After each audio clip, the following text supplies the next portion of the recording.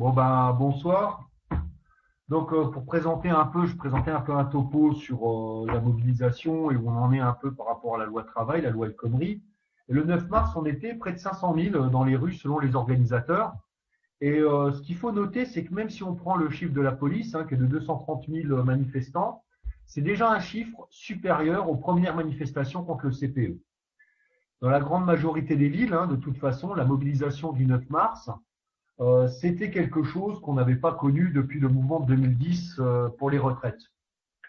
Avec, et il faut le dire, quelque chose de différent par rapport à ce mouvement sur les retraites. C'est la journée du 9 mars, elle a d'abord été appelée sur les réseaux sociaux, comme ça, c'est une idée qui est un peu apparue. Très vite, ça a été relayé par les organisations de jeunesse et très vite aussi par un certain nombre d'équipes syndicales, mais c'est que tardivement et à certains endroits, même à reculons, que les directions syndicales y ont appelé.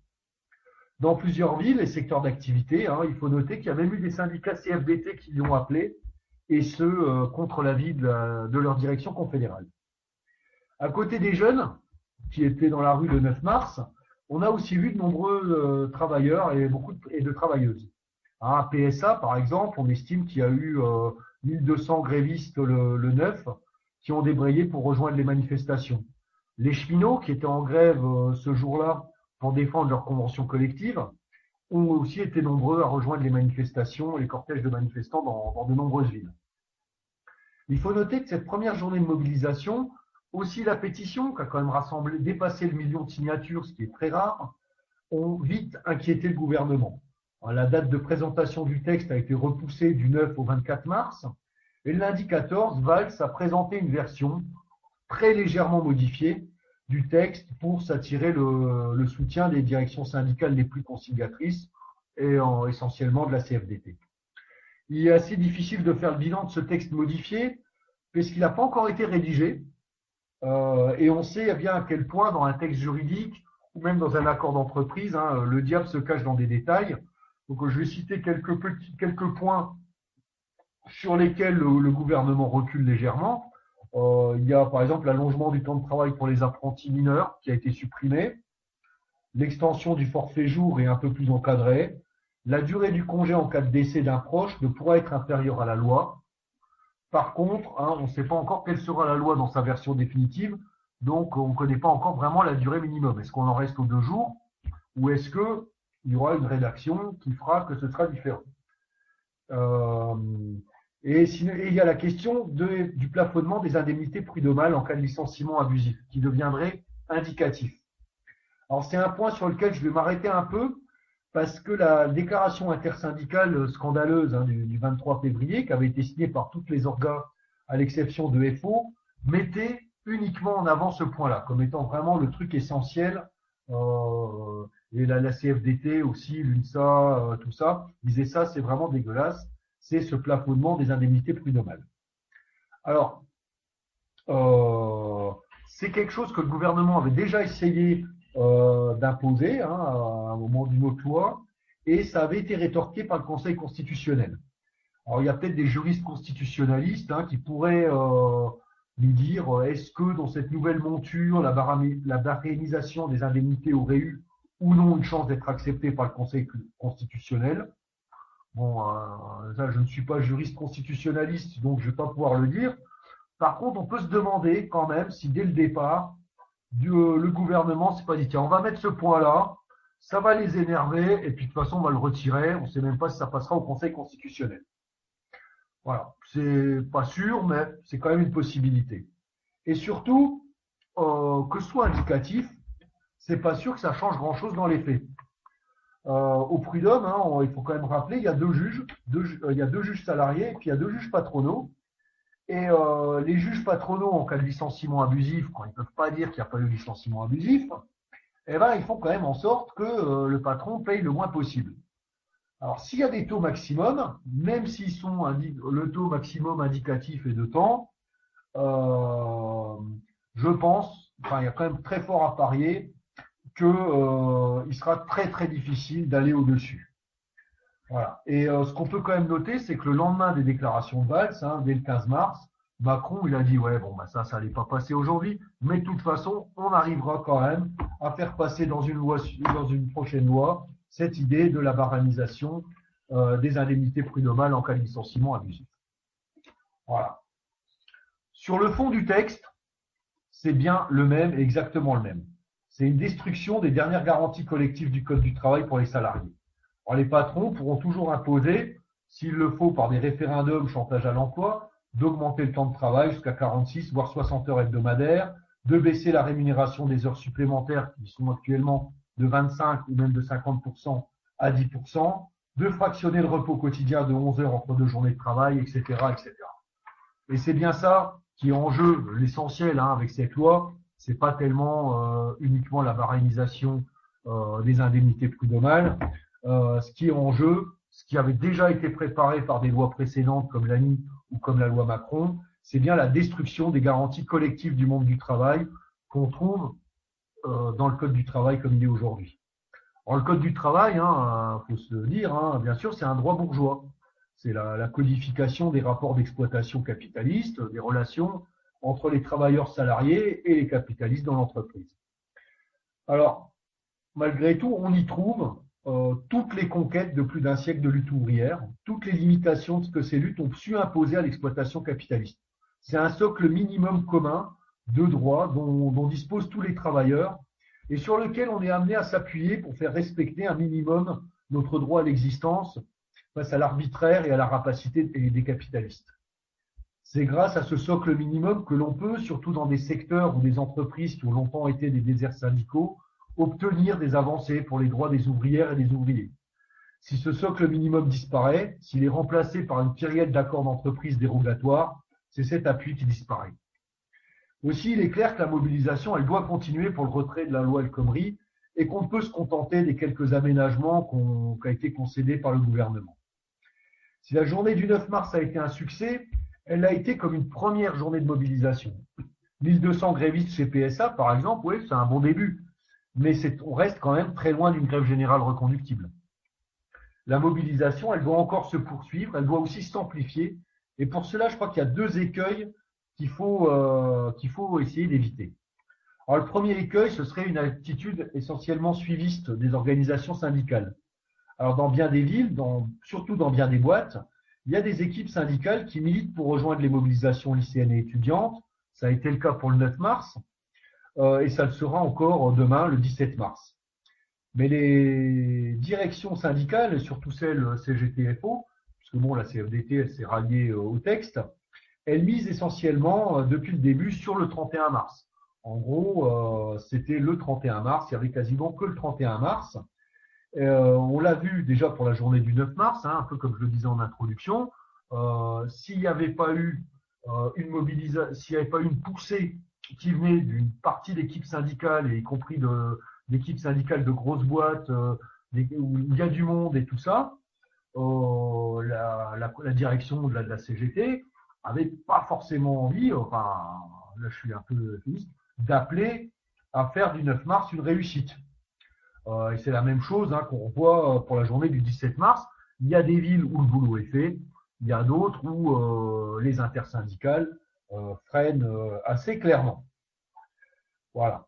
Bon, la direction de la CFDT, comme je l'ai dit, elle fait savoir qu'elle se satisfait des promesses de Valls, ce qui ne veut pas dire qu'il ne faut pas qu'on s'adresse aussi aux salariés qui sont organisés ou qui sont influencés par la CFDT, en particulier avec tous ceux qui étaient quand même dans la rue, dans plusieurs villes, avec nous le 9 mars, sur le mot d'ordre du retrait de la loi El Khomri, et qui l'ont fait contre l'avis de leur direction syndicale. J'ai vu, mais je ne sais pas dans quelle ville d'ailleurs, qu'il y a une UL CFDT qui a été mise sous tutelle de l'union départementale et qui a été dissoute parce qu'ils ont appelé à la manifestation du 9 mars.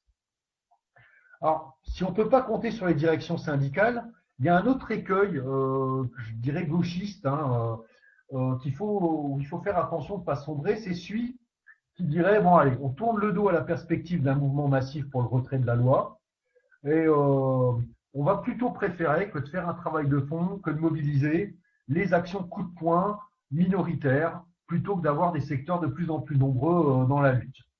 Alors, on va être clair, il n'y a pas des actions comme ça, où théoriquement on dirait ça, on est pour, ça on est contre. tout dépend du contexte.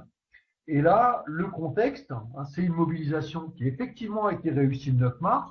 Depuis, il y a eu quelques actions comme une manifestation à Caen, il y a eu des actions des lycéens à Perpignan, il y a eu, il me semble, quelques petites choses à Lyon, des choses comme ça, mais pas non plus un mouvement massif. On n'est pas non plus où depuis le 9 mars, on n'a pas tous les jours, dans plusieurs villes, des milliers de lycéens et d'étudiants qui manifestent. Donc, il y a encore, on n'a pas encore fait le plein, et il faut aussi concentrer les énergies militantes à aller vers les entreprises, aussi vers les lycées, vers les lettres, vers les facultés, pour mobiliser, pour amener de plus en plus de monde dans la rue. Ça reste important. Et un autre point du contexte qui est quand même lui aussi à prendre en compte, c'est le contexte extrêmement répressif de la période. Alors, on avait vu les condamnations à la prison ferme des ouvriers de Goodyear. On a toujours l'état d'urgence.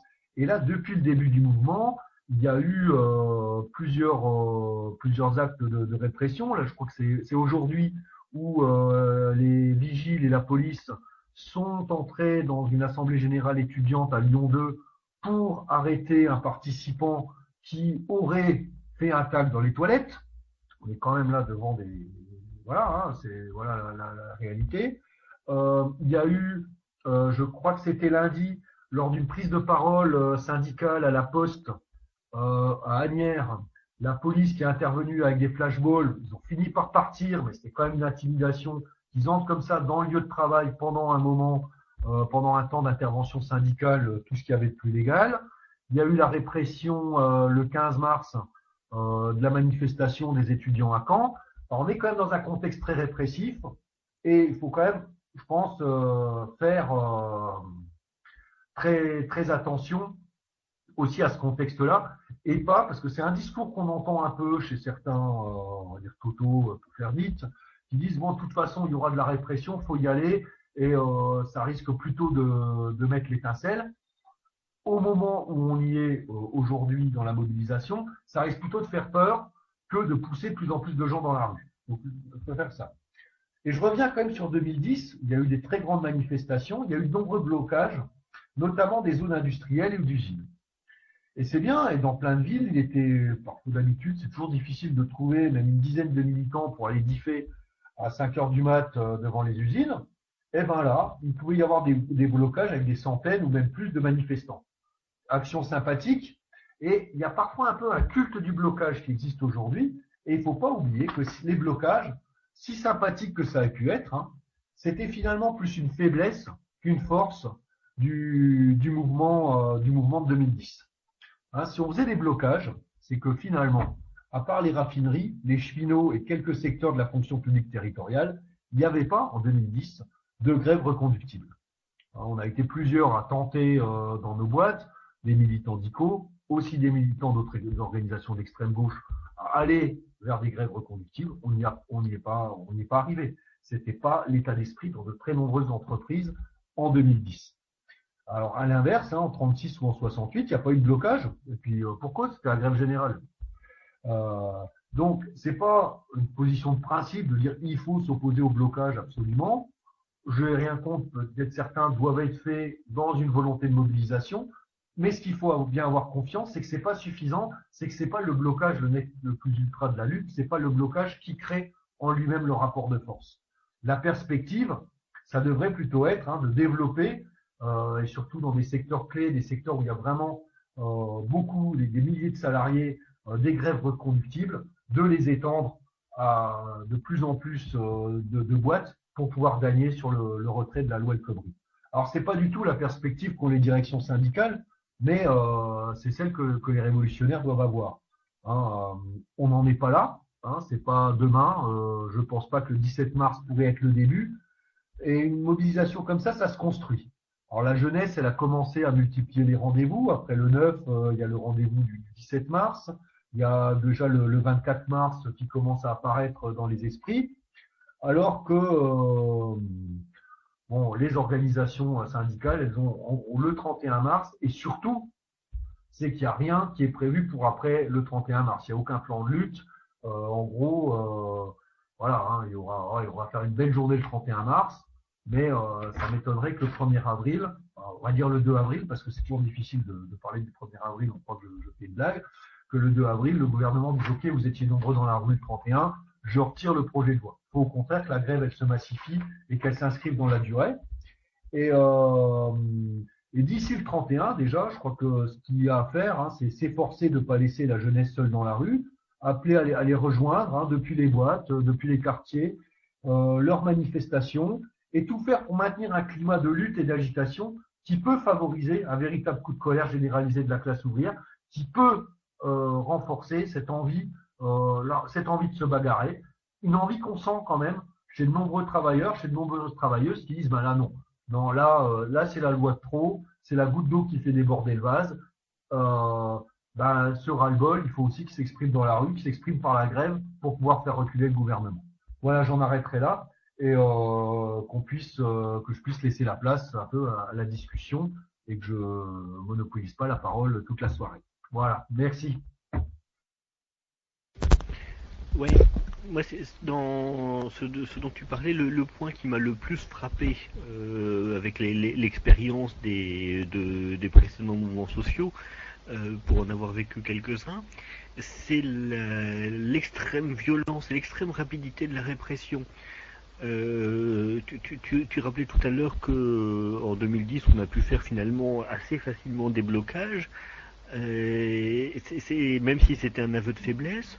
Finalement, les flics nous laissaient faire pendant un certain temps, puis après ils sonnaient la fin de la récré, ils nous disaient maintenant vous partez, et on n'avait pas trop le choix donc on partait. Et même ça, c'était plutôt vers la fin de mouvement. Là, sur un truc où finalement on peut à peine parler de mouvement social, il y a une ébullition, il commence à y avoir des AG, des grèves, etc. Mais on est très loin d'avoir fait le plein. Il y a un nombre d'arrestations, de violences, de trucs totalement délirants. L'arrestation d'un étudiant pendant une AG, bon en plus c'est quand même apparemment un militant d'une organisation qu'on connaît bien. C'est quelque chose qui est totalement inimaginable. Je ne crois pas que ça soit jamais vu. Et en plus, ça n'a pas l'air de susciter particulièrement d'émotion. Un truc comme ça devrait mettre l'ensemble des facs dehors et susciter une réaction des centrales syndicales. Pour l'instant, tout le monde accepte cette violence. Et ça aussi, c'est quelque chose qui est surprenant et inquiétant. C'est-à-dire que l'État est vraiment dans une dynamique répressive bien plus forte que tous les gouvernements de droite, peut-être plus habitués finalement à gérer les mouvements sociaux que ce qu'on connaît habituellement. Voilà. Ouais, par rapport à ce point-là, déjà bonsoir tout le monde, notamment ceux et celles à qui je ne l'ai pas dit.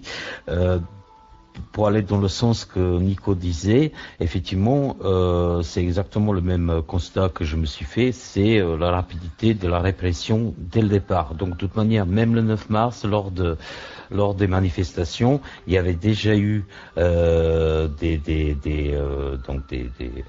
des points chauds entre les flics et les manifestants. Pour comparaison pour Valenciennes, il y en avait des moments très chauds à Caen également. Il y avait à Montpellier donc même une arrestation, etc. Donc c'était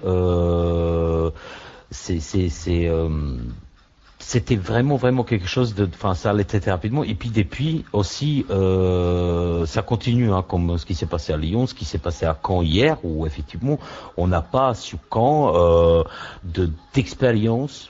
Voilà, c'est une ville où traditionnellement on déposait même pas les préavis de manifs, on déclarait pas les manifs, c'était des manifs sauvages. En général, on ne touchait pas. Donc là, dernièrement, qu'il s'agisse du mouvement d'aide aux réfugiés, aux sans-papiers, etc., ou là, dernièrement, pour la loi travail.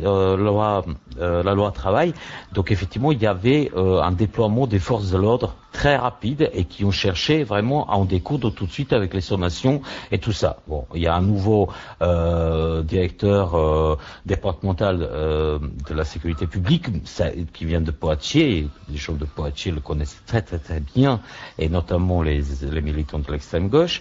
Mais ça explique pas tout, hein. Il y a effectivement aussi, moi je vois, parce que ça se passe dans notre ville aussi, un peu quelque chose du style, on essaye de couper couper l'herbe tant qu'elle est fraîche et on arrête toute la contestation. Et derrière, il y a sûrement un calcul aussi pour voir comment le mouvement ailleurs allait réagir.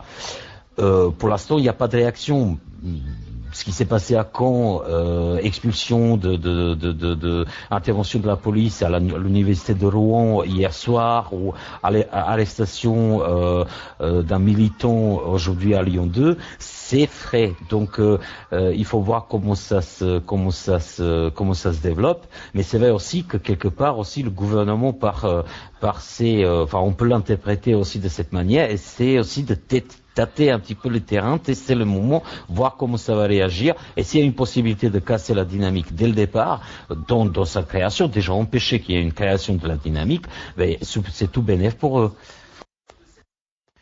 Oui, je suis tout à fait d'accord avec ce qui a été dit tout à l'heure, mais il faut dire également que les organisations syndicales n'aident pas forcément, par exemple, en se focalisant sur une seule date, le 31. Par exemple, nous, le 9 à Montpellier, on avait tenu une AG, et en même temps, il y avait une intersyndicale qui se tenait en parallèle. Et après, il y a un syndicaliste qui est intervenu à la fin de notre AG pour venir nous dire c'est le 31 nous on va manifester le 31, voilà, nous on appelle au 31, donc on veut que vous vous joigniez à nous, etc. Après, heureusement, notre AG n'a pas suivi. Nous, on avait déjà fixé des dates pour le 17. Et puis également, on s'était joint à la manif pour l'état d'urgence le 12. Donc je trouve que c'est assez positif qu'il y ait une certaine autonomie au sein des AG. Alors, je l'ai pas peut-être assez dit, mais je l'ai dit. Effectivement, il y a un certain nombre de villes où les structures syndicales elles freinent de tout leur poids. Et ça c'est clair, ça on le vit aussi. Moi je suis de Besançon, ça se voit. Ce que je trouve quand même positif, c'est plutôt, je parlais des équipes militantes syndicales qui, dans certaines boîtes, ont commencé à mobiliser pour le 9 avant d'avoir l'autorisation de la direction confédérale. Je vais prendre par exemple l'exemple de PSA, parce que c'est quand même une grosse boîte, hein, une boîte qui compte, parce que je peux parler de la mienne, mais bon, on a des DSEA, enfin, c'est pas un endroit vraiment stratégique dans la lutte de classe. C'est un exemple, il y a quelques fédés aussi, il y a eu comme ça, mais c'est vrai qu'il y a des tas d'endroits où elles freinent. Elles parlent du 31, mais c'est tout. Et elles finissent par se rallier parfois au rassemblement ou aux manifs sur la pointe des pieds. Voilà, et c'est vrai que ça, c'est un gros problème. Enfin, c'est un gros problème. C'est une réalité, je veux dire, qu'il faut qu'on prenne en compte, qui est pas si étonnante que ça. Parce que, voilà, leur but, c'est de rester dans le cadre capitaliste, de rester sur la table des négociations et tout ça. Mais donc, il faut avoir conscience, tout en, je dirais, développant aussi le boulot qu'on peut faire dans les boîtes, qu'on peut faire vers les équipes syndicales combatives qui ont envie de rejoindre la lutte. Mais oui, je suis tout à fait d'accord avec toi. Hein. Après, je pense que c'est quand même des constats à faire localement. Quand on regarde, par exemple, à Caen, où il existe une AG de lutte qui a trouvé sa naissance à l'université avant le 9, qui aujourd'hui et surtout ne veut pas se présenter comme une AG de lutte étudiante, et que effectivement au sein de cette AG on trouve aussi des privés d'emploi, on trouve des travailleuses et des travailleurs, certains même organisés dans les syndicats par ailleurs, ou d'autres collectifs ou des organisations politiques pour d'autres. Voilà, c'est un fait. Donc et derrière, donc qui appelle pour le 17, sûrement pour le 24 aussi plus tard. Il y a aussi toutes les sections, on va dire, locales de CGT ou Sud Solidaire, par exemple, qui ont sorti avec leur communiqué en appelant, faisant rappel forcément du 31, mais en appelant effectivement de se rendre à la manif du 17. Donc il y a des villes où ça se passe pas forcément bien. il y a des villes où effectivement il y a un suivi. C'est pas pour autant qu'il y aura vraiment un travail de terrain, une mobilisation et voilà. C'est des tracts tout à fait basiques où on dit effectivement on appelle toutes celles et tous ceux qui pour qui il y a une possibilité de se rendre disponible et de se libérer, de se rendre donc effectivement à la manif le 17 à telle heure à tel endroit. Sans plus, il n'y a pas forcément le travail du terrain, mais je suis complètement d'accord. Est-ce qu'il y a réellement une volonté plus large de mobiliser pour outre le 31, le 17 et le 24? Ce n'est pas l'impression quand même que j'ai, et je pense que beaucoup partagent cette impression-là. Enfin, dans les faits, on la retrouve. Et je dirais, ce qui me semble moi encore plus grave, c'est qu'il n'y a pas de stratégie pour mobiliser le 1er, le 2, le 3 et le 4 avril. Parce que, alors, je pense pas qu'il suffirait que les syndicats disent grève générale à partir du temps pour que ça marche. Ça, le bouton de la grève générale, j'y crois pas. En France, historiquement, à chaque fois qu'il y a eu des vraies grèves générales, elles n'ont pas été décrétées par les syndicats. Bon, elles ont lieu, voilà. Par contre, il n'y a aucune stratégie, il n'y a pas de stratégie de rentrer vraiment, je dirais, dans un contexte de lutte contre ce gouvernement sur la durée. Parce que c'est vraiment ça, au-delà d'une question de date, qui est déterminant. Si on était resté sur la stratégie des directions syndicales, c'était de faire une journée le 31. C'est en gros le truc un peu habituel, hein. La CGT appelle à sa journée le 31, FO aussi rallye, Sud aussi. La CFDT finalement est contente des avancées, enfin ce qu'ils appellent avancées. Et puis le 1er avril, on retourne tous gentiment au boulot comme si de rien n'était. On nous explique, vous voyez bien, la CFDT elle veut pas se mobiliser, donc on peut pas faire plus. Et puis la loi elle passe. Et c'est ça, c'est la stratégie, c'est vraiment sur la durée pour pouvoir créer un rapport de force. Voilà. Et c'est là-dedans qu'il faut être. Alors effectivement, le 17, le 24, c'est bien qu'il puisse y avoir du monde dans les rues. Je pense que certaines catégories du monde du travail se mobiliseront peut-être plus massivement le 31, mais si on se mobilise le 31 dans un contexte déjà social tendu, de lutte, tout ça, ça peut déboucher sur autre chose, pas forcément le 1er avril, mais le 2, le 3, dans les jours qui suivent. Si c'est dans un contexte plat, de toute façon, après le 31, il n'y a pas grand chose qui se passe, quoi. Voilà. Oui, je crois que c'est ce qui est très compliqué à comprendre quand on observe les choses, parce que ça dépend vraiment du point de vue. Quand on est extérieur au monde syndical, ça ressemble à une espèce de bloc un peu unifié. Quand on est à l'intérieur, c'est une mosaïque extrêmement complexe avec plein d'énergie qui vont dans un sens et dans un autre. Et là, c'est bien ça qui se passe, c'est-à-dire effectivement, on sent pas très clairement la stratégie de la CGT notamment, si ce n'est de préserver l'unité syndicale très fragile. Donc en gros, ne pas trop brusquer la CFDT, d'où le truc sur la date du 31. Et puis à l'intérieur, c'est des unions départementales qui appellent à manifester et qui mobilisent effectivement, c'était le cas pour nous dans le Nord, des unions locales, des syndicats, etc. Et ça se retrouve un peu partout.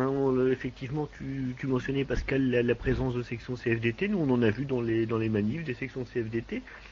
Et à l'inverse, j'ai vu une assemblée de Toto dire unanimement qu'il fallait aller à la manif appelée par la CFDT justement pour pousser dans le sens de plus de mobilisation, plus de manifs, ce qui n'était pas non plus une évidence absolue. Donc on assiste à quelque chose qui est assez étrange. Après, la question qu'on doit se poser nous, c'est qu'est-ce qu'on peut faire, qu'est-ce qu'on doit faire. Et c'est clair que le message, c'est il faut construire le mouvement parce qu'il n'est pas encore là. Il y a un peu une tendance à se dire ça y est, c'est dans l'air, c'est bon, on y va, le mouvement va venir. Non, il peut encore complètement foirer. voilà, c'est une petite flamme qui est en train de jaillir. Il faut la souffler dessus, mais pas trop. Il faut pas l'étouffer. Il faut réussir à lui permettre d'aller au plus large. Ça veut dire mobiliser, que ça soit dans les facs, que ça soit dans les boîtes. Et du coup, il n'y a pas de recette miracle. Par contre, c'est vrai que la tendance, je crois que c'est Serland qui en parlait, on bloque tout de suite, il faut absolument bloquer, etc. C'est pas forcément celle qui est le plus propice à permettre l'élargissement du mouvement. Ça peut lui donner des allures de radicalité, ça peut être des expériences sympathiques, etc. Mais en réalité, en termes d'élargissement, qui va être la condition pour qu'il y ait un vrai mouvement par derrière, c'est plutôt un facteur justement d'étouffement qu'un facteur de développement. Voilà. Ben, je pense que l'enchaînement aussi depuis quelques temps, un peu avant le 9 et notamment depuis le 9, c'est un peu aussi un enchaînement logique quand on regarde un petit peu en arrière depuis donc effectivement la présentation de ce projet de loi. Moi j'arrive pas à oublier ce communiqué intersyndical de 23 février si je me rappelle bien, au 29 février, je sais plus. Donc j'arrive pas à l'oublier, parce que effectivement quelque part, ce qui était dedans, ce qui était signé par l'intersyndicale, on le retrouve un petit peu dans cette un peu confusion et manque de stratégie et tout le reste. À la limite, je préfère que ça soit un manque de stratégie qu'une stratégie déjà préétablie, parce que effectivement là, je pense qu'on est, ça pue un petit peu. Donc, les seuls soucis donc de ce communiqué que tous les syndicats ont, toutes les organisations syndicales ont signé, à part le FO, même si CGT et Sud Solidaire ont un peu gueulé par la suite en disant bah non, c'est de toute manière toute la loi, tout le projet à rejeter, à rien renégocier, réécrit.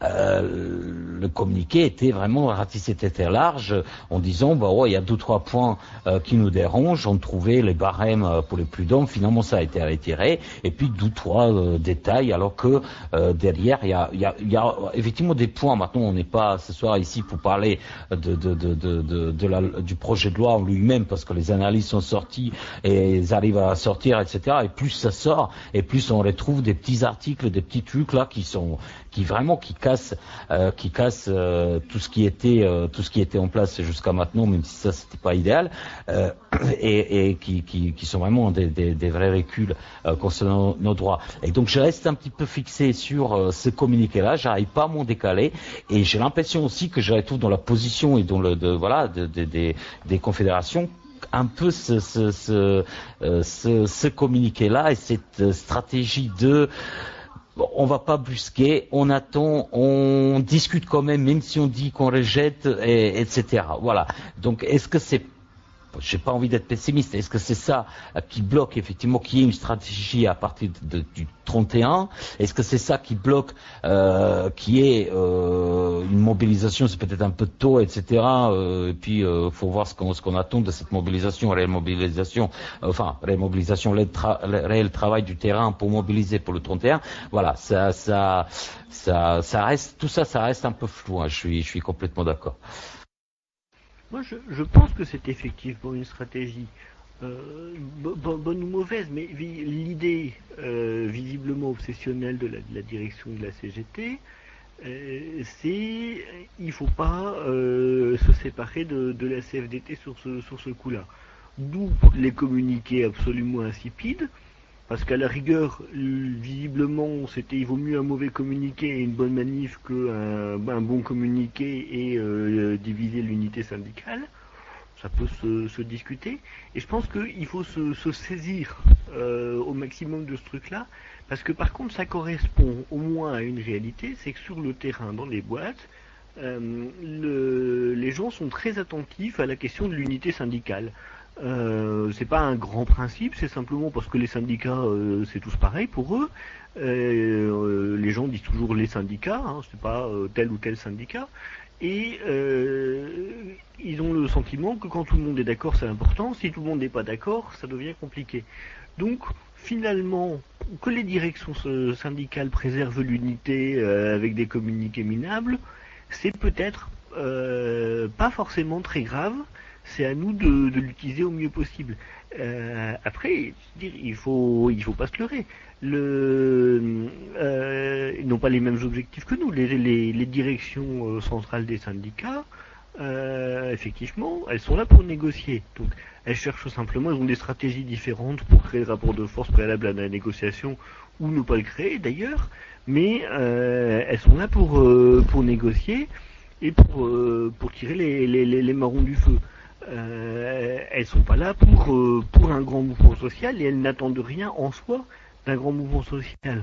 Nous non plus d'une certaine façon, mais on en attend un peu plus, ou en tout cas des choses extrêmement différentes, même si on tombe pas dans la mythologie de la grève générale.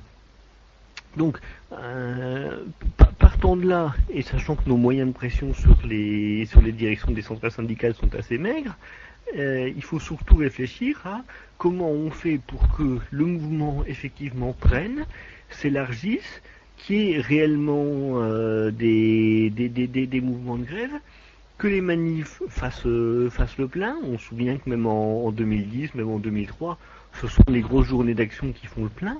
Entre deux, c'est plutôt les équipes militantes qui bougent. Et du coup, pour que le mouvement ait suffisamment d'allure pour ensuite infléchir les directions syndicales. Dans l'état actuel, simplement se contenter de dire ils nous pondent des communiqués pourris, à mon sens, ne nous avance pas à grand chose. Communiqué effectivement très pourri. Et il a fait hurler beaucoup de monde, autant à Sud qu'à la CGT. Je ne sais pas si ça fait hurler autant à la CGC, j'ai pas mis l'entrée dans cette organisation. Bonsoir Fabienne. Bon, le communiqué, je crois que c'est pas tellement le communiqué qui me gêne le plus, il est écrit, c'est la stratégie à certains endroits de vraiment freiner le mouvement plutôt que de l'aider. Avec un truc, c'est pas nous qui contrôlons, donc on ne veut surtout pas soutenir, surtout pas faire le boulot. Après, et je le répète, je crois que Nico l'avait déjà dit, hein, j'ai l'impression qu'il y a quelques camarades ici qui sont plutôt des camarades étudiants qui connaissent pas forcément le monde syndical, en tout cas le monde syndical des organisations de salariés. Il y a, en tout cas pour la principale orga, celle que je connais le mieux, la CGT, on n'est plus dans le côté de suivisme par les sections de la direction. Il y a des sections syndicales, il y a parfois même des UL ou des UD, ça dépend des unions locales et des unions départementales, ça dépend des endroits, qui prennent des initiatives, même si ça va, même si ce n'est pas ce qu'a décidé la Confédération. Donc, moi, je dirais qu'il n'y a rien à attendre de la Confédération. Il n'y a rien à attendre des directives qui vont arriver, qui vont être on fait une belle journée d'action sans forcément prévoir grand-chose d'autre. Par contre, il y a un boulot à faire avec les équipes militantes, combatives, qui sont dans les boîtes et qui ont mobilisé pour le 9, hein, certaines, y compris d'ailleurs des sections CFDT. Voilà, c'est vraiment deux choses, je pense, différentes à avoir en tête quand on s'adresse, quand on discute, quand on va voir. Si demain il y a des gens d'âge étudiante qui pourraient être très bien, hein, décident d'aller voir des salariés comme l'ont fait justement à la Poste au centre de tri d'Asnières, ce qui a valu l'intervention des flics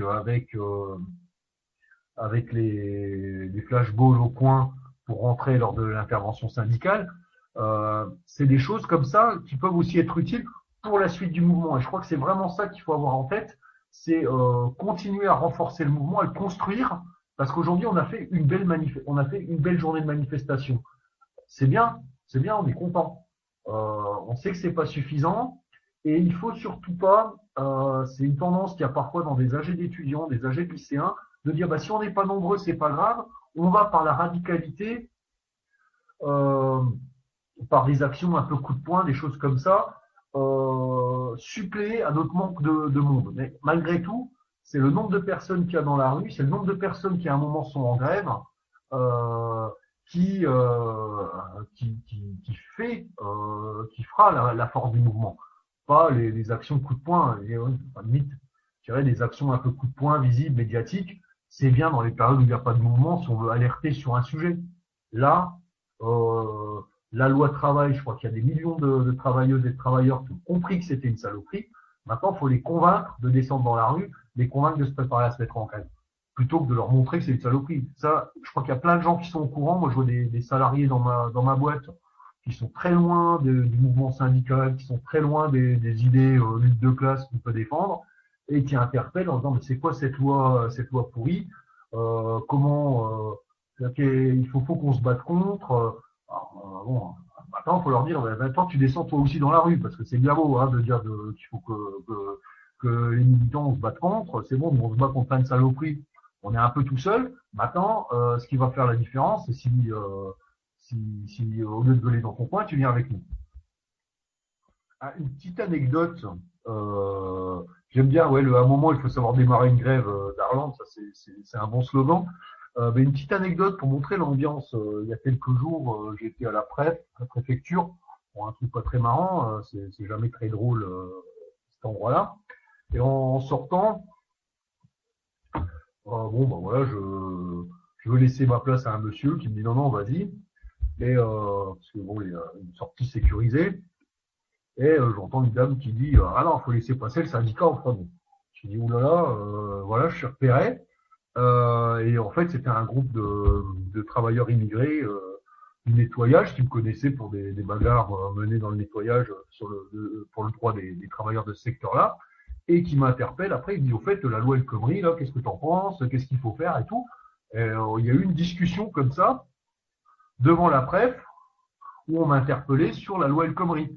Ça montre quand même l'ambiance là d'un groupe d'ouvriers et d'ouvrières, qui avaient déjà participé un peu à des luttes, qui sont pas complètement, qui me connaissaient du coup aussi, qui tout d'un coup voulaient parler de la loi El Khomri, de comment on pouvait la combattre, qu'il fallait aller dans la rue, que c'est dégueulasse de baisser les heures sup à 10% parce que déjà nos salaires sont pas assez élevés.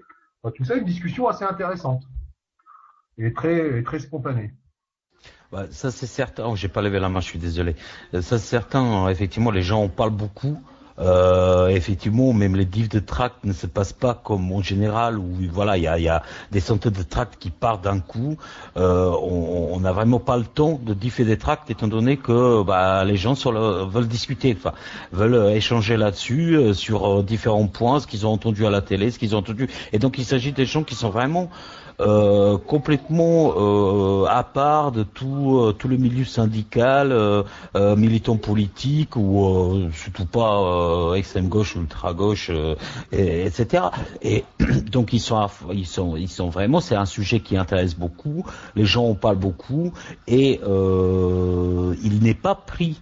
Je sens pas du tout le même cas de figure comme à l'époque où il fallait mobiliser par rapport à l'ANI, par exemple, ou même la loi Macron, où c'était vachement technique, c'était vraiment casse-tête, les gens ne comprenaient pas et du coup préféraient complètement éviter le sujet. Cette loi-là, elle est bien plus concrète, c'est bien plus qu'une loi, c'est un projet de société, c'est un programme politique patronal qui est en train d'être mis en place et les gens le voient comme ça, ils le voient comme un programme politique, comme quelque chose de concret, quelque chose qui va changer la société et le changer dans le mauvais sens pour eux. Et c'est ça ce qui est bien, c'est que les discussions en général se passent vraiment bien et même en demandant des explications, ils se rendent compte que en fait ils n'avaient pas besoin des explications parce que ils tenaient des éléments de réponse eux-mêmes. Par contre, là où ça coince, c'est effectivement cette suite à donner et ce n'est pas la même chose dans les grandes villes et là pour l'instant, même si je suis de Caen, je participe beaucoup plus de la mobilisation là où je suis actuellement et c'est une zone avec des villes beaucoup plus petites que Caen, donc c'est bien plus difficile à mobiliser et aller à l'encontre des gens par rapport à mes camarades qui sont sur Caen. C'est pas pour me plaindre mais pour dire qu'effectivement derrière, si on n'est pas plusieurs, s'il y a en plus s'il y a pas en plus les sections, enfin les UL, donc les infrastructures sur place qui appellent, qui aident, qui appuient, c'est voué à l'échec. Même si le 9, on a réussi à faire dans une petite ville une petite manifestation. Donc moi j'étais super jaloux quand vous me parliez de 10 000, 15 000, 20 000 personnes. Il y en a certains qui avaient Yves Jamais en concert, d'autres tout plein de choses. Moi j'étais avec 60 personnes, mais c'était quand même une mobilisation pour une petite ville. C'est une mobilisation super réussie. Même les syndicalistes qui sont là depuis qui militent dans la petite ville depuis 20 ans, 30 ans, ils étaient étonnés qu'il y a tant de gens parce qu'ils avaient en général, ils avaient plutôt l'habitude de se retrouver entre UL à 15-20 devant la mairie. Mais par la suite, donc effectivement, il n'y avait pas un appui, il n'y avait pas eu comment ça s'appelle un travail de fait, par exemple pour maintenant, pour 17, pour le 24, pour le 31, sûrement. Mais il faut effectivement trouver des manières, et je vois à quel point c'est super difficile lorsque on te met pas les bâtons dans les roues, mais on t'aide pas vraiment. Il n'y a pas une énorme volonté, ou quand on est très peu dans une localité, effectivement à maintenir un petit peu la mobilisation et l'étincelle pour aller jusqu'à 31 et que 31, il y a des gens à la rue.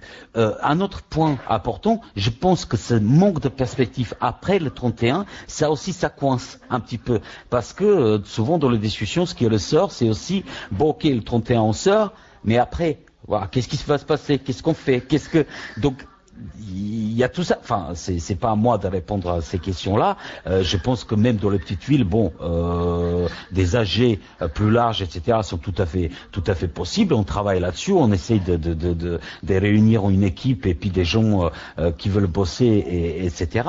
Mais c'est pas si simple que ça. Même lorsque les gens, dans la grande majorité, se rendent compte que en face, c'est ce qu'on leur propose, c'est une société dont ils veulent pas. Deux trucs, et je laisse la parole à Nico. Il y a le premier, je crois que ce qui révolte, ce que les gens ont bien compris, c'est que le code du travail, il y a plein d'aspects du code du travail qui sont pourris, mais c'est un truc qu'on se dit, c'est le patron il nous gonfle, nos salaires ils sont gelés, on n'en peut plus. Au moins, on a un minimum de droits et s'il nous gonfle trop, on sait qu'on peut revendiquer tel et tel truc. On a quelques droits malgré tout sur lesquels on peut faire appel à l'inspection du travail, aux organisations syndicales, aux prud'hommes à la limite, pour les faire respecter. Et là, on veut nous les faire exploser. Ça veut dire que c'est l'arbitraire patronal le plus total.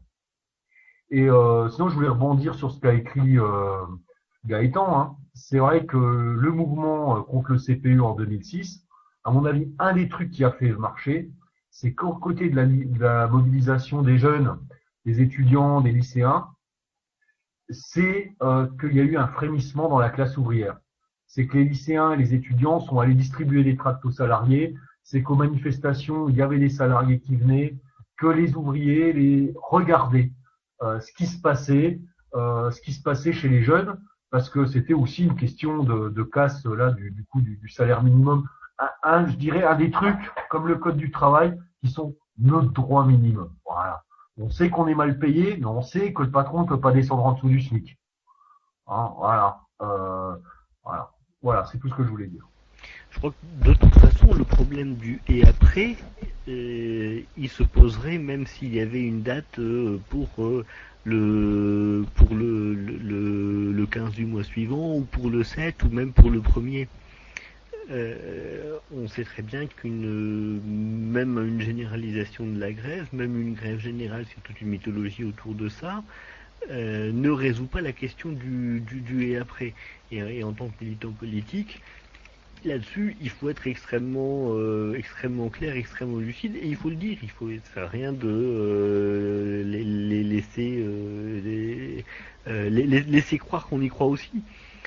Effectivement, on cherche l'élargissement du mouvement social. Effectivement, on pense qu'il faut se battre au maximum et qu'il y a une possibilité de repousser ce projet. Mais la question du et après, même en termes de mobilisation, elle se posera. Je le dis parce que c'est un truc qui s'est posé dans tous les mouvements sociaux qu'on a connus dans les 2 dernières décennies.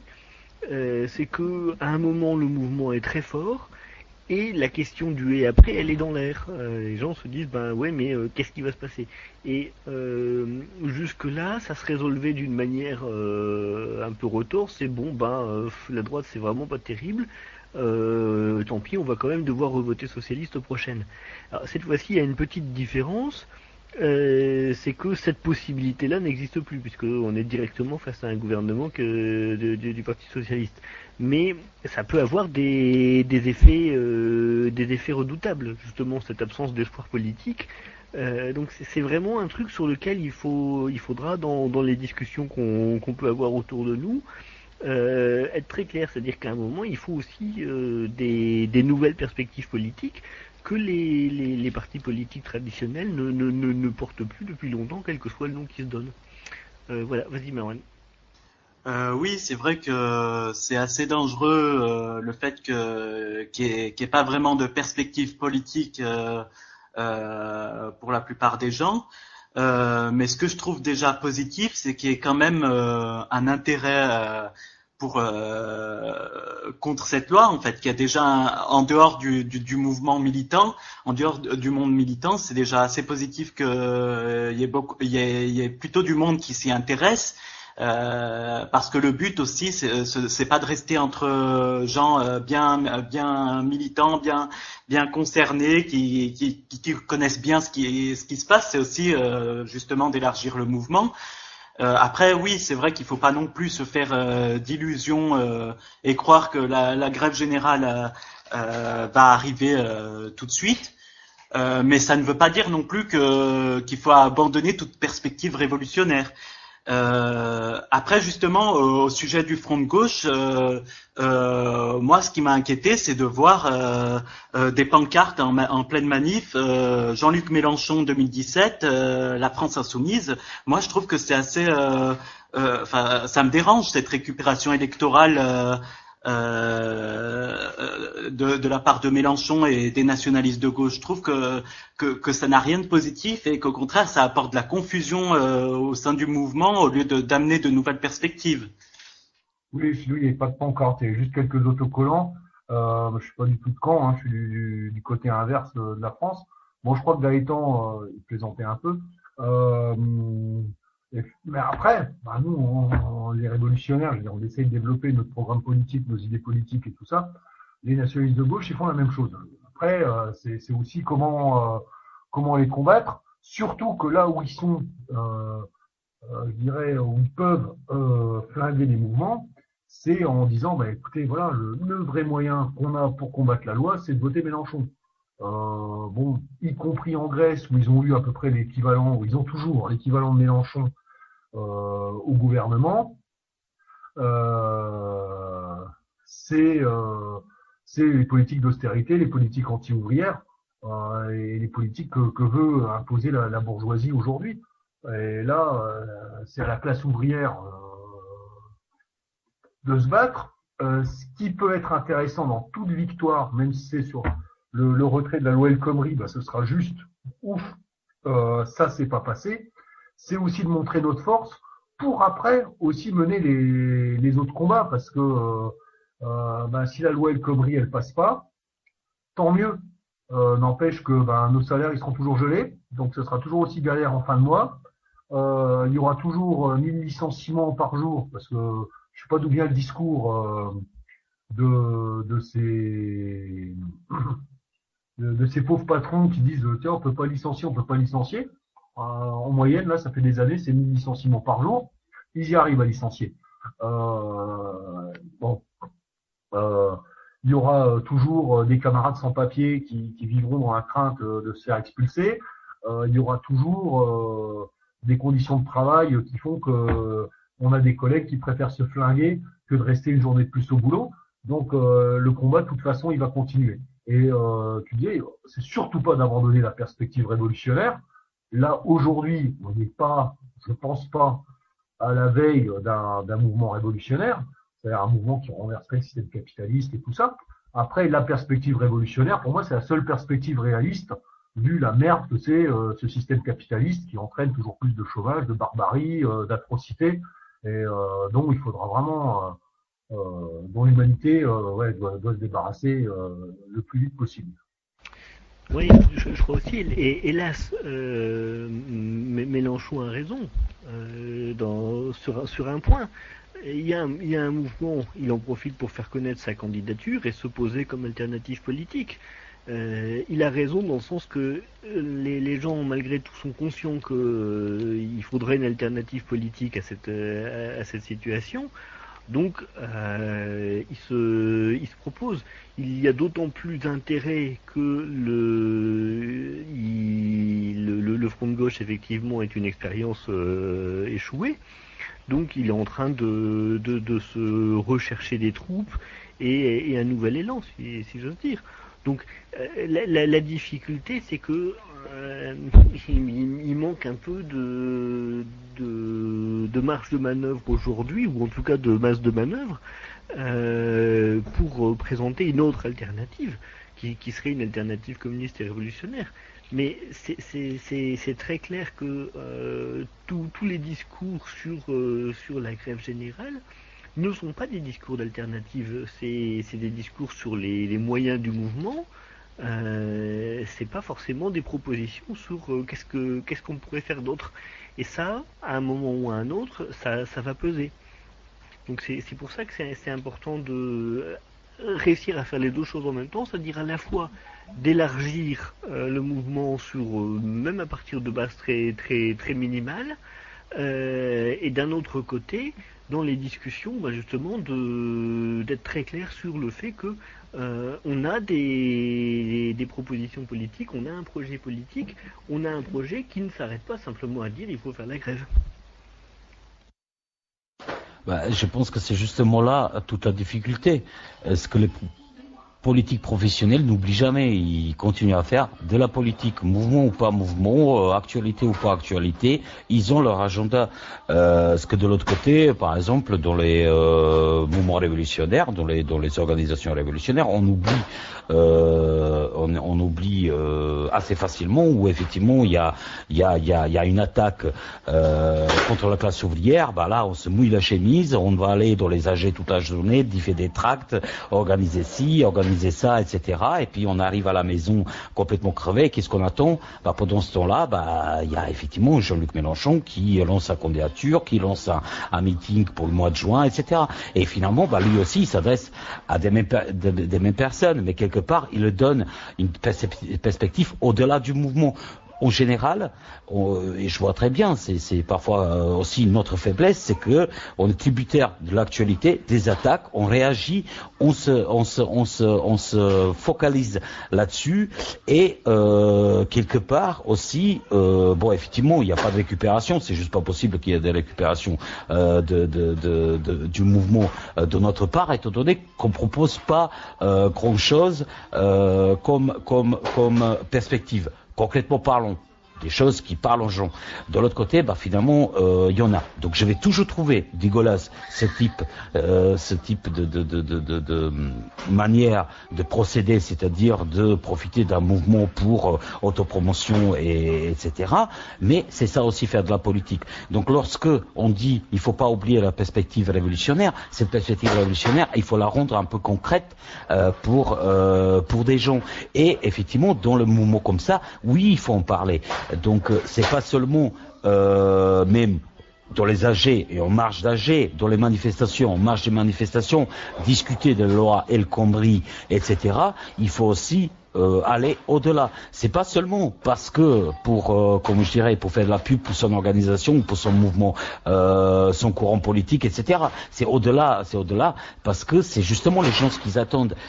On le voit très bien dans les discussions. Enfin moi de mon côté je vois très bien dans les discussions avec des gens.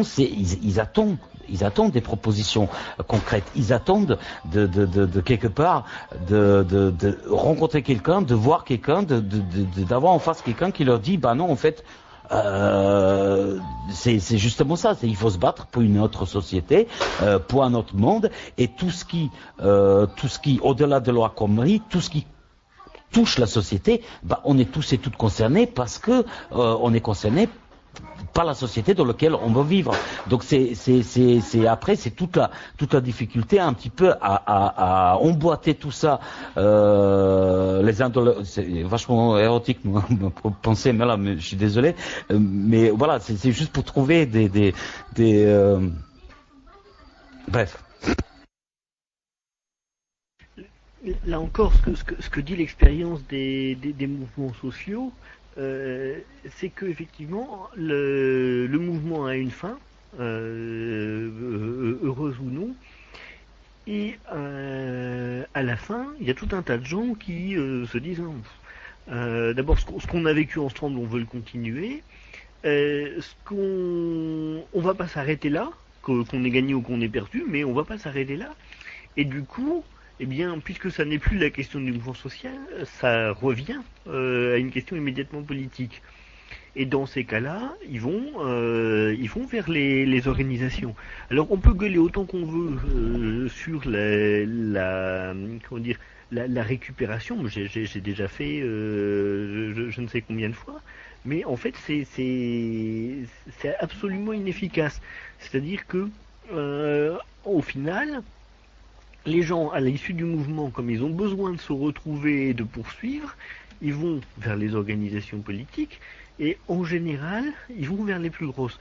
Ils vont pas forcément d'ailleurs vers les plus radicales, ni vers celles qui ont été les plus efficaces dans le mouvement d'ici ou d'ici. Moi j'ai vu tout un tas de mouvements où le PC était à peu près absent et où à la fin du mouvement il venait empocher les cartes et il en empochait beaucoup. Et c'était pas forcément des coups de tête, c'est-à-dire que j'ai vu des gens rentrer comme ça à la fin d'un mouvement et 20 ans après ils sont encore au PC. Donc là-dessus, quand je dis que Mélenchon a raison, il a raison, c'est-à-dire que oui, il y aura toujours des gens pour dire ah ben non c'est pas bien, c'est la récupération, etc. Il s'en fout. Il s'en fout complètement. Il sait qu'à la fin de l'affaire, un certain nombre de gens qui auront pu passer ça se diront bah ouais finalement si on veut pas le retour de l'OM Khomri si on l'a battu ou si on veut revenir à un vrai code du travail si on l'a pas battu, eh ben il va falloir voter Mélenchon. Après tout, dans la mesure où le PS ne peut plus vraiment se poser comme alternative de gauche face à un gouvernement de droite, il a un boulevard devant lui. Donc il le joue. Le vrai problème, c'est pas ça, c'est qu'il n'y ait pas d'alternative non nationaliste qui soit en mesure de faire exactement la même chose. C'est cette alternative-là qu'il faut construire. C'est effectivement avoir dans le mouvement social une alternative communiste qui soit visible. Et ça n'est pas simple. Je dirais qu'au-delà, on peut se donner toutes les critiques, on peut faire toute l'autocritique qu'on veut, que ce soit de notre orga ou plus généralement des organes d'extrême gauche. C'est après la visibilité. Il y a la visibilité, ça on peut la développer et tout ça, mais c'est aussi la force matérielle, parce que ce que Mélenchon il passe à la télé, donc voilà, il y a des gens, ils voient sa vidéo, c'est sympa ce qu'il dit, il dit que la loi El Khomri c'est de la connerie, super, je partage 20 000 fois. Bon voilà, nous on passe pas trop à la télé. Ils ont quand même beaucoup plus de militants. Il y a le PC, par exemple, qui est très présent chez nous. Chez nous, c'est les JC qui sont très présents, qui font même du bon boulot. Voilà. Après, c'est quand on n'est que quelques-uns, forcément, on est beaucoup moins visible que quand on est un parti qui commence à avoir un peu de gueule de 5, 6 000 ou plus militants et militantes. La question de l'existence d'un parti révolutionnaire, communiste et tout ça, elle se pose face aux bureaucraties syndicales, elle se pose face aux trucs un peu débiles qui viennent en absence de perspective, parfois dire d'accord, on est que 40, on peut pas faire une grosse manif, alors on va occuper je sais pas trop quoi, en considérant que c'est l'action la plus magnifique qu'il y a à faire, alors que si on est que 40 dans une AG, peut-être que se poser la question d'aller vraiment distribuer les tracts, d'aller vraiment distribuer à 40, c'est déjà pas mal pour réussir à être 80 ou 160 la prochaine fois.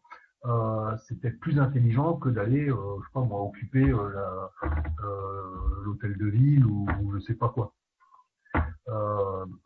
Bon, et elle se pose aussi sur les perspectives. Bon, ça c'est un truc qui tourne un peu en rond sur cette question-là. Après, c'est à mon avis dans les mouvements, quand la classe ouvrière elle relève la tête, que notre perspective elle devient un peu audible. Dans les moments où tout le monde est abattu, où c'est de toute façon ça sert à rien de rien faire, de toute façon les patrons auront toujours raison, de toute façon toujours eux qui commandent. Notre perspective, elle n'est pas très audible parce que notre perspective, c'est pas on va mettre un bulletin dans une urne et le monde va changer. Notre perspective, c'est que la classe ouvrière, en se mettant en mouvement, elle peut renverser le système capitaliste, elle peut briser l'appareil d'État bourgeois et tout ça. Elle est moins simple à réaliser que de se dire il nous faut tel candidat, il est super, c'est notre nouveau grand leader qui va tout changer. Mais elle est réaliste, à mon avis. Elle est plus réaliste que de faire confiance à tel ou tel nationaliste de gauche ou tel tribun. En plus, l'international le dit, il n'est pas de sauveur suprême, Dieu dit César le tribun. Donc, voilà. Voilà, le danger dans ces moments-là, c'est aussi, et ça je l'ai un peu senti aussi dans les mouvements précédents, c'est aussi un petit peu de se enfermer dans son propre activisme et de se donner complètement au mouvement, quelque part, faire le boulot, etc. Avec des gens, donc on les trouve certains endroits, ça peut être des sections syndicales, de d'autres endroits, des AG un peu plus larges et tout ça. Et en général, oui, effectivement, avant la manif, après la manif, entre deux manifs, on tombe sur des mêmes personnes et quelque part, on s'isole aussi du reste de la population. Il y a toujours ce danger aussi qui existe, qu'on le rencontre finalement après que lorsqu'il y a des appels de manif et dans les manifestations et encore quoi. C'est le moment de div d'un tract à la ligne ou je sais pas quoi. Bref, donc il y a aussi ce risque où donc par cette volonté de faire un maximum pour le mouvement, quelque part on perd le contact avec lui. Ouais, c'est en ça que je suis souvent très critique, enfin que je regarde avec pas mal de critiques les histoires d'AG interpro. C'est très sympa sur le principe de dire voilà, tout secteur d'activité confondu, jeunes, anciens, retraités, tout ça, on se retrouve tous dans l'AG. Le principe est très sympa. Mais il peut amener, je l'avais vu, je crois que c'était en 2004, c'était quoi la grève où il y avait les profs, c'était aussi sur les retraites, je crois que c'était 2004, ouais 2003, voilà. Je suis plus tout jeune, donc j'ai du mal avec les années. Et il y avait, alors moi du coup, je suis dans le privé, donc je participais aux AG, mais j'étais au boulot. Et il y avait certains profs qui étaient très contents parce que bon, ils étaient en grève reconductible. Et il disait, oui, moi, je suis le seul dans mon établissement. Et lui, bon, là, il y a un petit problème. C'est que l'intérêt de la grève reconductible, c'est d'être un maximum de salariés en grève reconductible. Et que c'est en ça que je vois un peu le truc, c'est de se retrouver un petit noyau qui est parfois plus large que les cercles militants habituels, c'est-à-dire dans une ville moyenne de 100, 150 personnes, voire plus, hyper convaincus, et de pas faire le boulot premier à faire pour le mouvement, de mobiliser dans son service, dans son atelier, là où on bosse. Voilà, je suis pour des AG interpro, mais là où pour moi des vrais AG interpro, ce seraient des AG avec des délégués, des AG de boîte. Là, ça voudrait vraiment dire quelque chose. Et de toujours rester en lien quand même, les premiers à mobiliser, c'est nos collègues les plus directs. Et une fois qu'on a réalisé ça, on peut aller au contact des autres boîtes pour étendre un mouvement ou étendre une grève. Oui, pour avoir pratiqué cet exercice un certain nombre de fois et encore récemment, je pense que c'est quelque chose d'utile à condition de bien s'en servir. En général, à quoi ça correspond? C'est qu'il y a dans le mouvement toute une série de gens, ça peut être des jeunes travailleurs, ça peut être des étudiants, des gens qui ont un statut un peu intermédiaire, des précaires, qui effectivement n'ont pas d'activité dans les syndicats, n'ont pas un ancrage dans le lieu de travail très fort, ou alors sont des syndiqués, mais avec une faible influence dans leur lieu de travail. Ça se retrouve souvent, donc ils ont leur carte syndicale, mais c'est pas des leaders charismatiques, c'est pas non plus des gens qui ont finalement une mentalité de travail syndical quotidien. Justement, ce qu'ils attendent, c'est les mouvements sociaux. Bon, voilà, c'est une catégorie, on le sait, ça existe, j'ai rien contre ça. Et du coup, effectivement, le cadre de l'AG Interpro, qui est en fait une AG de militants, convient extrêmement bien. Alors, il y a tous les défauts qu'a donné Pascal, et c'est vrai que ça peut vite se tourner à l'entre-soi. L'avantage, surtout comme ça dans des débuts de mouvement, c'est que du coup, il y a des gens qui sont disponibles, qui ont envie d'y aller, qui ont envie que ça bouge, et du coup, ça peut être aussi des lieux où on intervient sans penser que ça soit l'expression ultime du mouvement, mais pour essayer de faire quelque chose de ces énergies, leur proposer des choses à faire. Ce que disait Pascal, que ça soit faire des tractages, faire le tour des boîtes du coin, que ça soit d'organiser des AG là où c'est possible, etc. Bref, de servir un peu de foyer de mobilisation. Après, s'il y a vraiment un mouvement, soit ce machin-là s'élargit, soit de toute façon, il n'aura plus qu'un rôle extrêmement limité. Ou alors il faut qu'il trouve son créneau un peu différent de celui des syndicats pour continuer d'avoir une forme d'existence. Bon, voilà. À partir du moment où on ne fétichise pas, où on n'en fait pas plus que ce que c'est, ça peut être utile. Il faut simplement garder en tête précisément les limites que ça a. J'aurais une question. Parce que je me pose la question, effectivement, c'est par rapport à 9,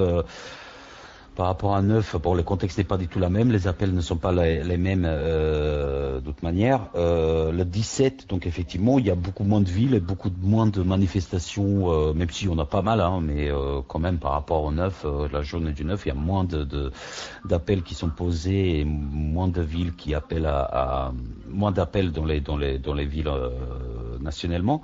Donc est-ce que le 17 ce sera une journée autant que le 9 pour justement avec lequel on peut peser la mobilisation réellement, ou enfin le 17, est-ce que ça sera comme le 9, donc effectivement un mouvement où avec les chiffres, mobilisation et ce qui a été fait ailleurs, etc. Quelles pourront être les conséquences demain si effectivement il y a vraiment beaucoup moins de manifestants?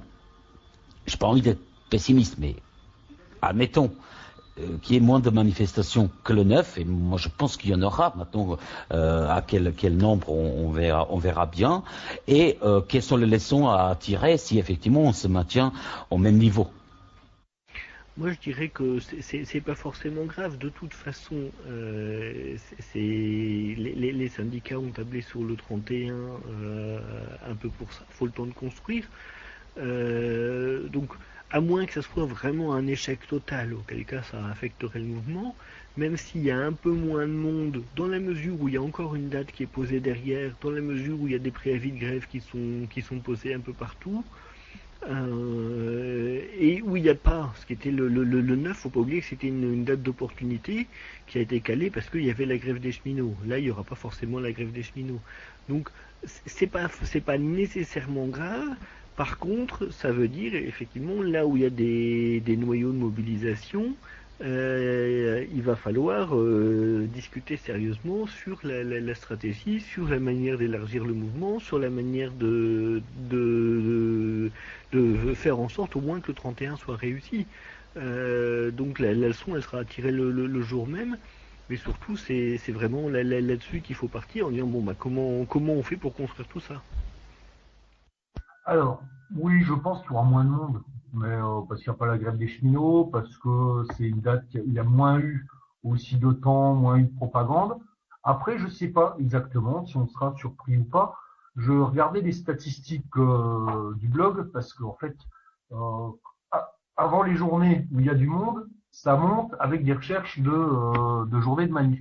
On est quasiment au même stade que le 8 mars en nombre de recherches, avec quasiment 2000 personnes qui sont venues pour voir la carte des manifestations du 17. En sachant que c'est pas que sur Solidarité ouvrière que les gens vont, hein. Mais quand je vois des pics de recherche de manifestations, souvent, c'est quand même qu'il y a des gens que ça intéresse. Alors, je pense qu'il y aura un peu moins de monde. En soi, c'est pas très grave. Je me rappelle le mouvement contre le CPE. Il y a eu une belle manif au début. Après, c'est un peu retombé. Après, c'est reparti. Il y a aussi les histoires de cartes scolaires. Je crois que, visiblement, à Paris, pour le 9 mars, ils venaient à peine de reprendre les cours. C'était le mercredi. Ils avaient repris les cours lundi. Là, il y a peut-être eu plus de temps. On verra. Ce qu'il faut surtout faire attention, c'est vrai que dans les villes où il y a peu de monde, c'est où ça descend vraiment, c'est éviter que ça parte en truc un peu couillon, qui fouette des camarades, surtout des jeunes, s'en prendraient plein la gueule par les flics, ce qui risque plus de les pousser à ne plus descendre dans la rue qu'à les radicaliser. Malheureusement, c'est quand même plutôt ça. Un truc aussi, c'est que le 9, il y a certains endroits où il y a eu des lycéens, il y a eu pas mal de villes où les manifestations étaient l'après-midi, les lycéens sont pas en cours, on a, la plupart d'entre nous étaient lycéens il y a fort longtemps, le siècle dernier, mais on y a été. On sait que souvent, il y a un petit noyau de militants lycéens qui viendraient aux manifs, quoi qu'il en soit, mais dans certaines journées, qui entraînent une grande partie du bahut pendant les heures de cours. Donc on va voir, on verra demain. Moi je sais pas trop ce que ce sera demain. Surtout c'est de pas perdre le moral. Si c'est pas une journée exceptionnelle, c'est pas une journée exceptionnelle. Mais si au moins ça montre qu'il y a des gens qui continuent à mobiliser, et c'est là aussi que c'est important de faire passer les infos sur ce qui se passe dans les villes, sur tout ça, parce que les médias peuvent présenter ça. Depuis que Valls a modifié son texte de loi, on voit que la mobilisation est en baisse. Ce genre de conneries qui risquent de nous sortir. Ils le sortiront de toute façon, quels que soient les chiffres. Je rappelle quand même que les premières manifs qu'il y a eu n'étaient pas extraordinaires en fait. En nombre, c'était plus gros que les manifs évidemment qu'on avait vus sur la NI, sur la loi Macron, etc. Mais à la rigueur, elles étaient tellement faiblardes que c'est pas surprenant. Ce qui était intéressant, en tout cas moi l'expérience que j'en ai sur l'île, mais c'est un peu ce que j'ai vu ailleurs, c'est qu'il y avait la pêche. Les gens avaient fait leurs propres pancartes, il y avait des slogans, enfin on n'était pas dans la manif plan-plan, il y avait une envie d'en découdre. Sur l'île, c'est vrai qu'il y a eu tout de suite une petite AG, il y a dû y avoir des réunions par-ci par-là, il y a eu des trucs sur la fac, c'est pas non plus des extraordinaires, mais c'est plutôt des signes de précurseurs de quelque chose de plus gros, alors ça peut marcher ou ça peut ne pas marcher, que quelque chose qui serait pas parti en trombe. On n'est pas non plus sur des millions de manifestants, on n'est pas non plus sur nous sur l'île on sait que quand on a atteint le sommet, comme la manif fait une boucle, la tête de manif rencontre la queue de manif. Bon, là, on n'en est pas encore là. Donc, on n'était pas sur des chiffres énormes. Il peut y avoir une petite baisse, et ça ne signifie pas que le mouvement est en train de foirer. C'est ça qui est important. De toute façon, tout a été construit pour que ça soit le 31, la date un peu décisive où on va savoir s'il se passe quelque chose ou non. C'est presque le problème des mouvements qui sont pas mouvements lycéens notamment qui sont partis trop tôt, c'est que le croisement avec les dates trop tard va être compliqué à organiser. Donc c'est pour ça qu'à la rigueur il faut pousser au mouvement, mais ça sert à rien d'aller trop vite non plus à mon sens, ça risque d'être casse-gueule. Il faut plutôt essayer de tenir sur poser un rythme. Justement, la question n'était pas anodine, parce que pour faire durer un mouvement dans la durée, etc., il est vachement important il y a tout plein de zones, il y a tout plein de gens. Moi, je me retrouve dans cette situation maintenant où on essaie de mobiliser dans les coins qui n'ont pas forcément une culture de lutte super ancrée, où c'est un peu plus dur de mobiliser, où il n'y a pas de tissu militant local non plus présent, donc pour effectivement faire du boulot, etc. Par contre, dans les grandes villes ou des villes moyennes ou petites, où il y a une culture de lutte, où il y a un tissu militant qui est toujours présent et répond présent quand il le faut. Donc il y a tout plein de lieux où c'est pas le cas, où effectivement les journées comme le 17 et 24 seront ratées. Donc voilà, c'est pour ça aussi que ça peut être super important. Donc la mobilisation ailleurs, le 17 et le 24, justement pour les zones où il y aura pas de mobilisation, où il y aura un travail pour la mobilisation du 31. Donc voilà, qui effectivement, je suis complètement d'accord avec toi depuis le début, à côté du 9, sortait comme une journée de prédilection, la journée où c'est le plus fort de la mobilisation, du début de la mobilisation va partir, quoi.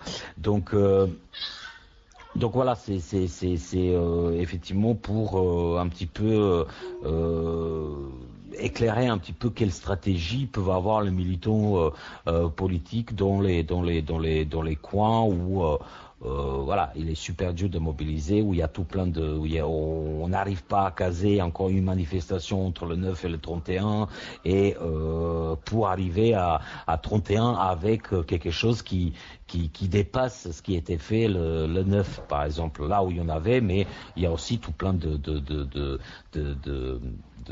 villes en France où le 9 effectivement il n'y avait pas de mobilisation non plus, hein. Alors,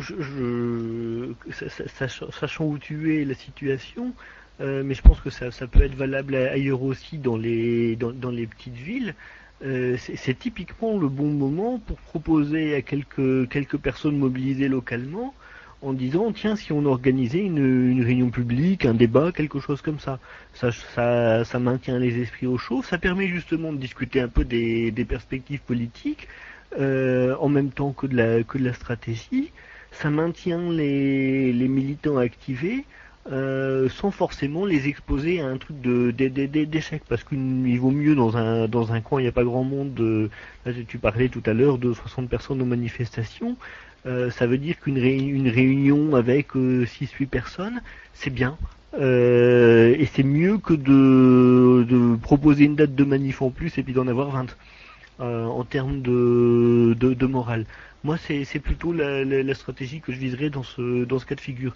Même dans des villes plus grandes, ça peut être intéressant de réunir un peu les gens qu'on a autour de nous, les gens avec qui on peut discuter dans le mouvement, pour voir un peu ce qu'ils ont envie de faire. Et poser toutes ces questions sur le fond politique, c'est-à-dire pourquoi est-ce que on se retrouve avec cette loi maintenant, comment on en est arrivé là, et qu'est-ce qu'on peut faire pour changer les choses.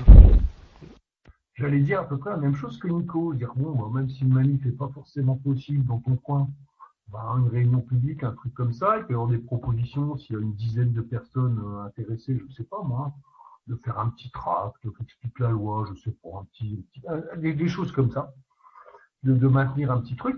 Et après, tu te plains de la petite ville, je dirais d'un autre côté, tu as un peu le champ libre, t'es pas emmerdé entre d'un côté les bureaucrates syndicaux qui veulent surtout mettre le frein sur la pédale, et de l'autre des totos qui pensent que d'aller à 10 foutre le feu à la ville, c'est le début de l'insurrection. Donc parfois j'aimerais bien dans une petite ville comme ça, même si je suis pas dans une grande ville. Voilà. Donc oui, je pense qu'il y a des trucs comme ça qui peuvent être faits, qui peuvent être proposés. Enfin, c'était pas forcément pour moi parce qu'il y avait déjà des trucs qui sont en cours, mais de toute manière, ça va être aussi écouté comme d'habitude par tout plein de camarades, de personnes qui militent ou qui débutent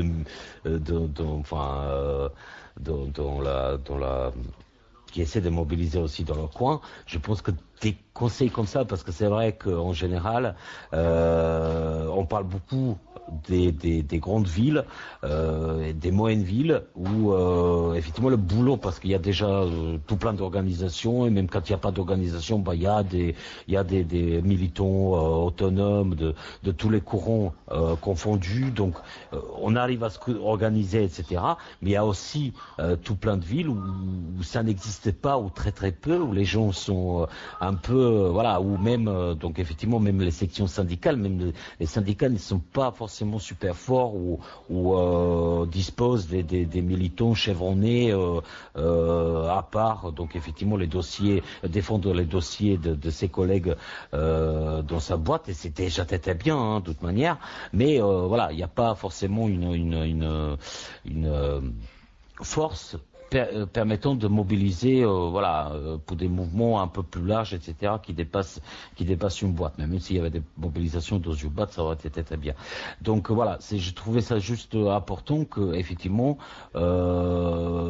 pour les camarades qui sont isolés un peu à droite à gauche, rappeler qu'il y a quand même des moyens, que c'est difficile, mais qu'il y a des points d'appui sur lesquels donc on peut les bondir, et on peut quand même faire des choses, faire des trucs, et que même une petite manifestation à 30, 40, 50 personnes, c'est pas si grave que ça, hein, que lorsque ailleurs c'est 10 000, 15 000, 20 000, non, dans une petite ville, 30, 40 personnes réunies, qui expriment leur désaccord avec un projet de société, c'est déjà quelque chose de très très bien, et je pense qu'il est très important de le rappeler régulièrement, hein, parce que je préfère un rassemblement à 3 personnes que sur un sujet important, que pas de rassemblement du tout. Oui, puis en plus des réunions, des trucs comme ça, des choses qui peuvent être faites, là je pense à des camarades qui peuvent être dans les toutes petites villes de 5000 habitants, de trucs comme ça. On va toujours manifester dans la ville plus grande, faire un petit stand le samedi ou au marché ou quelque chose comme ça, pour parler de la loi El Khomri, c'est des petites choses, hein, il faut être 3, 4, pas besoin de plus, et ça peut être très sympa. Surtout dans une période comme ça où les gens discutent vraiment volontiers de cette question-là, et au-delà, parce que je crois que c'est vraiment le truc, c'est que cette loi-là, c'est la goutte d'eau un peu qui fait déborder le vase, quoi. Après, on peut discuter des salaires qui sont pas assez élevés, du chômage, de tous ces problèmes-là. Après, je sais pas, le temps passe, il y a des camarades qui veulent dire un peu comment ça se passe chez eux, s'ils ont des questions, s'ils ont aussi des choses à dire, même des réponses, hein, à certaines questions.